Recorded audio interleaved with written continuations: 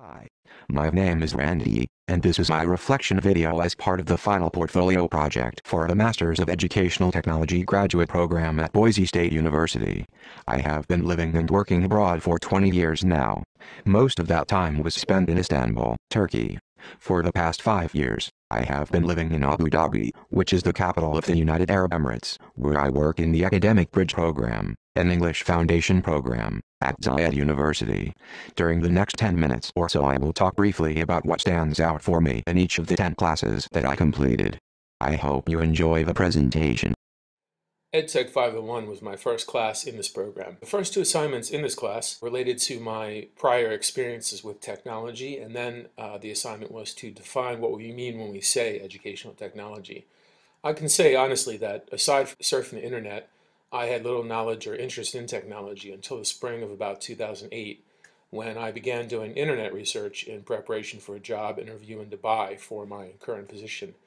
Prior to 2008, I had not used any technology in the classroom because the only technology available at the two universities I worked with were computer labs with poorly functioning equipment and slow internet connections. What's more, to my mind, educational technology amounted to little more than online grammar exercises, TOEFL practice, CD-ROMs, and the occasional internet article or video along with a worksheet. I can also say that my understanding of technology until that point was still really instructor dominated and traditional in nature. This all changed, however, in 2008 when I came across, by chance really, online Web 2.0 applications like podcasting, electronic posters, mapping, video hosting, shared online workspaces, etc. This really was a truly epiphanous moment for me because along with this insight came the realization that my own role could change as well. Instead of the sage on the stage in the computer lab, I could function as a guide or a facilitator, much the same way I had previously been doing for years after discovering constructivism. This was also a transitional step in that learners finally had an authentic audience to showcase and share work. This lack of audience has always been a challenge in the artificial context of language learning in EFL language programs. So suddenly, learning became much more than just sitting in front of a computer in the lab and working on a TOEFL CD-ROM. So EdTech 501 was really a good opportunity for me to reflect on these experiences. My next course, EdTech 502, was a demanding course that forced me to learn how to create web pages from scratch using Adobe Dreamweaver and Adobe Fireworks. While I probably do not have a great need to create web pages from scratch in the future, I'm nevertheless proud of the 10 web pages and web-based lessons that I created in this course. It's nice to have tangible products for those hundreds of hours spent trying to get my code validated. EdTech 503 was a great learning experience in which I created a 30-page professional quality instructional design report. The instructional design focused on teaching educators, like myself, how to use an online screencasting application for educational purposes. This class was a challenge and a great learning curve as it required me to work through numerous stages of systematic instructional design.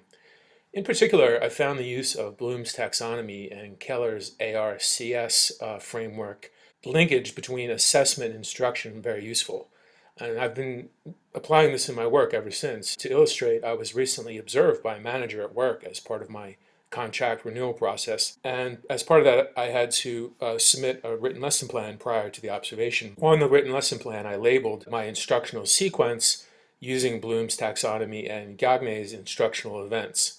The lesson plan got top marks. EdTech 504, on the other hand, was largely theoretical.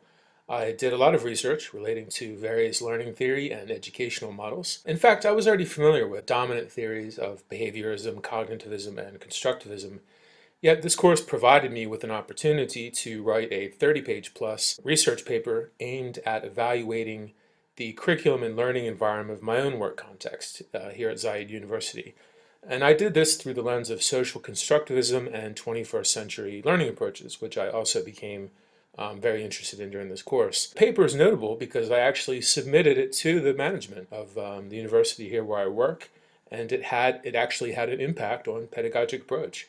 Also, the edited version published online, and that was my first publication. For EdTech 505, I also created a professional quality evaluation report that was built up week by week, really, over the term of the semester. The final project is a 15-page report evaluating the efficacy of an iPad seminar that we had here at Zayed University. I'm proud of the final report because it reflects really thorough and careful execution of each stage of this lengthy process. I think one of the most important things I learned from EdTech 504 is the importance of having good evaluation questions, because really your evaluation can only be as good as the questions that you begin with. EdTech 506 was another technical course similar to 502. In this course, it really took my knowledge of Adobe Fireworks a few notches higher. I had to create a web-based unit of instruction for mobile learning.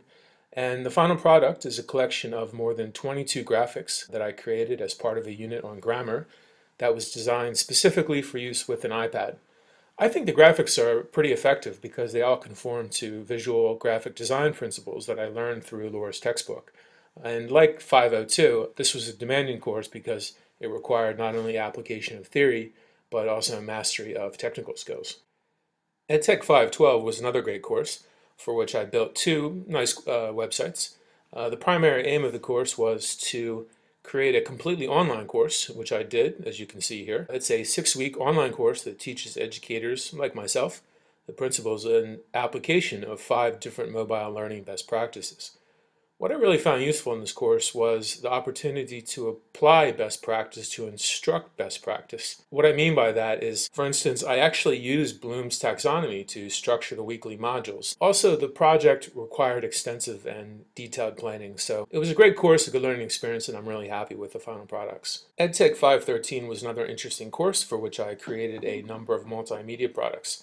I'll show you only 2 of them here. First is a PowerPoint presentation. Now, before you roll your eyes, let me explain that my PowerPoint is better than most PowerPoints that you'll see, for example, on the internet, which, unlike mine, typically do not adhere to learning-based multimedia principles. For example, I have restricted each slide to high-quality images that are accompanied by narration and minimal text that's limited to simple sentences and phrases that summarize the main idea of that slide. This is an example of applying the redundancy principle, whereby people have difficulty processing written and verbal text simultaneously. This leads to cognitive overload. So I avoided this by limiting any written text on the slides that might interfere with processing of the visual and oral information. In fact, I can say that I used the same approach to create a PowerPoint presentation in a subsequent workshop here at my university. A couple people in the audience came up to me after the presentation and they told me that they really liked my presentation and they liked my slideshow, even though they probably really didn't exactly know why my PowerPoint was good, but I did. The other project from EdTech 513 that I like is it's a short animated film that I created as part of a digital story assignment. Rather than resorting to the classical Windows Movie Maker slideshow, I used a graphic tablet to draw some simple images, along with the downloaded royalty-free sound effects and a couple other images. And I created a short story that's in the style of what is now commonly referred to as explanatory videos. These types of videos are short animations that are typically used to introduce and promote websites, and I think probably most people have seen at least 1 or 2 examples by now. I also embedded the video in my EdTech 512 learner website homepage. So one of the things that I like about this project is it's an example of utilizing the personalization principle for effect. That's where people tend to learn better and process information better when it's presented in an informal and colloquial style. EdTech 541 was also another practical class in which I created a number of web pages and multimedia products. You can see here on the homepage that I have more than 10 projects. We don't have a lot of time, so I'm just going to show you one. This is an interactive slideshow that I created using the software Articulate Studio. I like this presentation because it's interactive and it requires learners to follow up by creating their own multimedia presentation. And I think it's also effective because it adheres to a number of multimedia learning principles, some of which I mentioned in relation to EdTech 513. EdTech 542 was my last class in this program, and it was informative. It gave me the opportunity to create an online project-based learning unit that reflects current principles of project-based learning best practices. You can see the learner website here. The time of this course was also serendipitous. because there's now an interest in my program here at Zayed University in project-based learning. And so we're beginning to see a lot more of it in our curriculum. That brings me to the end of this reflection video. I hope you found it enjoyable and interesting. My work on the Boise State University Masters in Educational Technology has allowed me to explore research-based best practice and how that might translate in the classroom. I now feel more confident and knowledgeable with the role of educational technology specialist. Thank you for watching. Goodbye.